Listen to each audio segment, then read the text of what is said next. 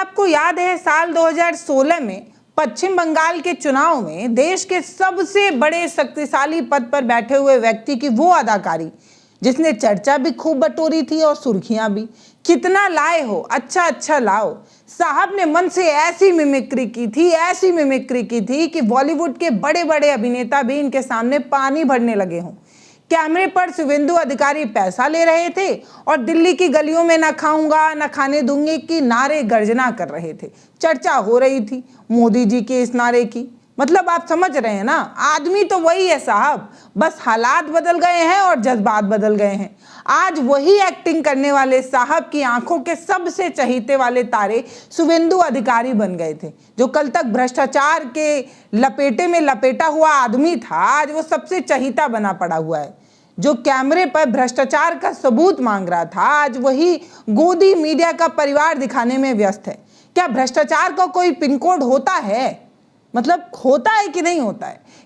या जो भी भाजपा का झंडा थाम लेता है, सीबीआई की याददाश्त फौरन उसके लिए गुल हो जाती है, बत्ती गुल टाइप की। आज की जो कहानी हम आपको बताने जा रहे हैं, ये कहानी वॉशिंग मशीन की है और उस डिटर्जेंट पाउडर की जिसे सत्ता कहा जाता है। और दाग धोने का सबसे बेहतरीन तरीका तो भाई साहब वफादारी है, वफादारी।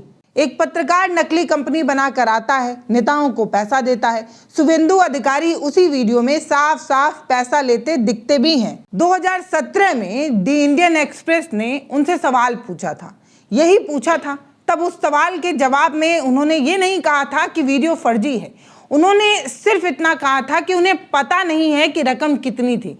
मतलब आप समझ रहे हैं, ये बात तो सही था कि उन्होंने खाया है, बस ये नहीं बता पाए कि खाने के बाद डेकार कितना लिया है। खाने का हिसाब था, डेकार का हिसाब नहीं दे पाए थे। वो कहावत है ना कि चोर की दाढ़ी में तिनका, लेकिन यहाँ तो भाई साहब पूरी दाढ़ी ही केसरिया रंग में रंगी पड़ी है। जैसे कि शुभेंदु अधिकारी टीएमसी छोड़कर भाजपा में आते हैं, नारद जी की वो फाइल सीबीआई के दफ्तर की अलमारी में सबसे नीचे तहखाने में दफन हो जाती है। क्या मोदी जी अब आप वो एक्टिंग कर पाएंगे फिर से, या आपका गला बैठा हुआ है, कम बोलने की हिदायत मिली हुई है? मोदी जी से रिक्वेस्ट है, फिर से मंच पर उसी तरीके की बात शुभेंदु अधिकारी के लिए आप कर पाएंगे? जवाब है नहीं।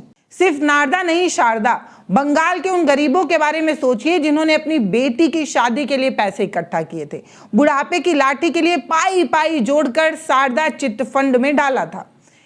शारदा चिटफंड वो था जिसमें गरीबों का तिनका तिनका इकट्ठा था। 5,000 करोड़ रुपए हवा हो गए हैं। शारदा का मालिक सुदीप सेन जेल जाता है, 18 पन्नों की एक चिट्ठी लिखता है। इस चिट्ठी में साफ साफ उन नेताओं का नाम था, उन नेताओं की अगुवाई थी जिन्होंने सपोर्ट किया था। उसमें शुभेंदु अधिकारी का नाम उस लिस्ट में सबसे प्रमुख पर था। 2014 तक सीबीआई उन्हें बुलाया करती थी और घंटों घंटों बैठाकर चर्चा किया करती थी। तब ऐसा लग रहा था कि शुभेंदु अधिकारी को जेल की सलाखों के पीछे देखा जाएगा या पीछे होंगे, लेकिन तभी समय करवट लेता है। 2020 में उन्होंने कमल के फूल पर पैर क्या रखा, शारदा का दाग जो है वो गंगा जल में धुला हो गया, भाजपा के चुनावी फंड में धुल गया हो ऐसा लगता है। इसे कहते हैं सैया भय कोतवाल। तो भाई साहब डर काहे का? जो एजेंसी पहले शिकारी कुत्ते की तरह घुमा करती थी, अब वही शुभेंदु अधिकारी के घर दरबार बनी खड़ी है। मतलब आप समझ रहे हैं, कल तक जो सबसे भ्रष्टाचारी था आज वो सबसे चहीता बन गया है। क्यों? क्योंकि कल तक वो विपक्ष की पार्टी का था, आज अपने पार्टी में आ गया है। अब जरा डॉट से डॉट कनेक्ट करके समझने की कोशिश करिए। दी इंडियन एक्सप्रेस का एक डेटा है जो हमने खंगाला है। साल 2014 के बाद कम से कम 25 ऐसे बड़े विपक्षी नेता हैं जिनके पीछे ईडी सीबीआई हाथ धोकर पड़ा करती थी। जैसे ही ये नेता भाजपा में शामिल होते हैं, फौरन इनको क्लीन चिट मिल जाती है।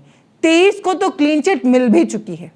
मतलब हम हवाई बात नहीं कर रहे, मतलब आप समझ रहे हैं, मतलब उनकी फाइलें ठंडे बस्ते में ऐसे डाल दी जाती हैं। अगर नाम जानना चाहें तो अजीत पवार का जोड़ लीजिए। अजीत पवार का नाम याद करिए। प्रधानमंत्री इनके लिए कहा करते थे कि 70,000 करोड़ का घोटाला है, चक्की पिसिंग पिसिंग पिसिंग, इस तरीके की बात कही जाती थी, मंचों से कही जाती थी। फिर क्या हुआ? फिर ये भाजपा का दामन थाम लेते हैं। सुबह के अंधेरे में चक्की गायब होती है और उप मुख्यमंत्री की कुर्सी आ जाती है। उनका नाम अगर हटा दें तो असम के मुख्यमंत्री हिमंता विश्व शर्मा की बात कर लेते हैं। आजकल भाजपा के कुछ ज्यादा ही दुलारे बने पड़े हैं। भाजपा ने उन पर भी वाटर स्कैम के बड़े बड़े आरोप लगाए थे, बुकलेट छपवा दी थी, बुकलेट। आज वही भाजपा के सबसे लाडले वाले हैं। आपको पता ही है किस तरीके का बयान देते हैं, कांग्रेस से आए हुए हैं और कांग्रेस के नेताओं को उल जलूल बकते हैं। मतलब वो कहावत नहीं है, उल्टा चोर कोतवाल को डांटे, वही वाली कहावत यहाँ पर सटीक बैठती है। लेकिन यहाँ पर चोर ने कोतवाल ही खरीद रखी है। अगर आप भ्रष्ट हैं तो जेल जाना नहीं चाहते हैं तो किसी वकील के पास मत जाइए, सीधे भाजपा की सदस्यता ले लीजिए। मतलब आप समझ रहे हैं, ये अभी का नया पैटर्न है। अगर आप पर कोई बड़ा फ्रॉड है तो आपको भाजपा की सदस्यता ले लेनी चाहिए। मतलब यहाँ पर जो मैं बड़े बड़े आरोप लगा रही हूँ, वहां मुझे किसी आम आदमी की चिंता नहीं है, मुझे तो चिंता उन भाजपा के कार्यकर्ताओं का है जो सालों से भाजपा का झंडा उठा रहे हैं, जो भ्रष्टाचार मुक्त भारत का सपना देख रहे हैं, आज भी उसी सपने के साथ दरिया बिछा रहे हैं। तमाम कार्यक्रमों में बड़े बड़े नेता आते हैं, बड़ी बड़ी बातें करते हैं और कार्यकर्ता अपनी जिंदगी फूंक रहे हैं उस झूठे वादे में। उन्हें क्या मिल रहा है भाई साहब? उन्हें मिल रहा है ऊपर से थोपा हुआ कोई दल बदलू नेता। मतलब कार्यकर्ता जिंदगी भर आपके लिए काम करता रहे और आप नेता उसे बना रहे हैं जो विपक्ष की पार्टी का सबसे भ्रष्टाचारी है। कुछ नामों की बानगी देखते चलिए। प्रेमा खांडू अरुणाचल प्रदेश के हैं, कांग्रेस से आए सीएम बन गए ना। एन बीरेन सिंह मणिपुर के, कांग्रेस से आए सीएम बन गए। मणिका साहा त्रिपुरा में, कांग्रेस से आए सीएम बन गए। शुवेंदु अधिकारी, प्रेमा खांडू, एन बीरेन सिंह और मणिका साहा, ये वो लोग हैं जो भाजपा की पैदाइश नहीं है। ये लोग दूसरी पार्टी से मलाई खाए हैं, जब पकड़े गए हैं तो पकड़े जाने के डर से भाजपा में आए हैं, भाजपा में शरण लिए और इन्हें फौरन से मुख्यमंत्री बना दिया गया। डेटा ये बताता है कि भाजपा अब एक विचारधारा वाली पार्टी नहीं बल्कि एक ऐसी प्राइवेट लिमिटेड कंपनी बन गई है जो दूसरी कंपनियों के डिफॉल्टर को ऊंचे पद देती है ताकि एजेंसी के डर से वफादारी निभाते रहें। जो सबसे कंडम, सबसे खराब, सबसे भ्रष्टाचारी, जिस पर तमाम तरीके के एलिगेंस लगे होते हैं, वो भाजपा में आता है और फौरन धुलाकर नहलाकर उसे ईमानदार बना दिया जाता है। आज के दौर में अगर आपको मुख्यमंत्री बनना है तो भाजपा कार्यकर्ता बनकर तो आप नहीं बन पाएंगे। सबसे पहले आपको दूसरे पार्टी में जाना होगा, घोटाला करना होगा, फिर भाजपा में आकर आप भाजपा ज्वाइन करेंगे। ये सबसे शॉर्टकट और सबसे सटीक रास्ता है। सब यही वाला अपना रहे हैं। ट्रेंड के साथ आप भी हो लीजिए भाई साहब। अगर आप दरी बिछाते रह जाएंगे तो आपके बाल पक जाएंगे, लेकिन आपको कुछ भी मिलने वाला है नहीं। धोबी का कुत्ता, ना घर का ना घाट का, यही हाल हो गया है भाजपा कार्यकर्ताओं का। वो आज भी ईमानदारी का ढोंग कर रहे हैं, वहां बेईमान जो है अपनी पार्टी में भरे जा रहे हैं और ऊंचे ऊंचे पद भी मिल रहे हैं। सवाल ये है कि ये जनता इतनी भोली क्यों है? इसे क्यों नहीं दिखता जो हो रहा है? क्या भ्रष्टाचार सिर्फ एक चुनावी मुद्दा बन जाता है? जो सत्ता में आता है वो सत्ता में आते ही इस भ्रष्टाचार को कूड़ेदान में फेंक देता है। जब प्रधानमंत्री लाल किले से भ्रष्टाचार के खिलाफ जंग का ऐलान करते हैं तो क्या उन्हें पीछे खड़े शुवेंदु अधिकारी या हिमंता विश्व शर्मा नहीं नजर आते हैं? और अगर नजर आते हैं तो क्या उनके चेहरे उन्हें छिड़ाते नहीं हैं? इस तरीके से सामने आप भ्रष्टाचारियों को बैठाए हैं। मैं नहीं कह रही हूं, आंकड़े कह रहे हैं, दावे कह रहे हैं, रिसर्च बता रही है। सामने बैठा कर आप इस तरीके की बात करते हैं, रात को नींद कैसे आ जाती है साहब? यही नहीं समझ में आ रहा है। इस तरीके का डिटेल निकालने में बहुत मेहनत नहीं लगती है। इस तरीके की खबरें जब आती हैं तो टेलीविजन के जो एंकर हैं उनके मुंह में दही क्यों जम जाता है? जो एंकर विपक्ष के नेताओं के घर अगर ईडी रेड पड़ती है तो नाचने लगते हैं, वही शुवेंदु अधिकारी के भ्रष्टाचार पर मौन व्रत धारण क्यों कर लेते हैं? क्या पत्रकारिता अब सिर्फ सरकार की चाटुकारिता करने का दूसरा नाम बचा है?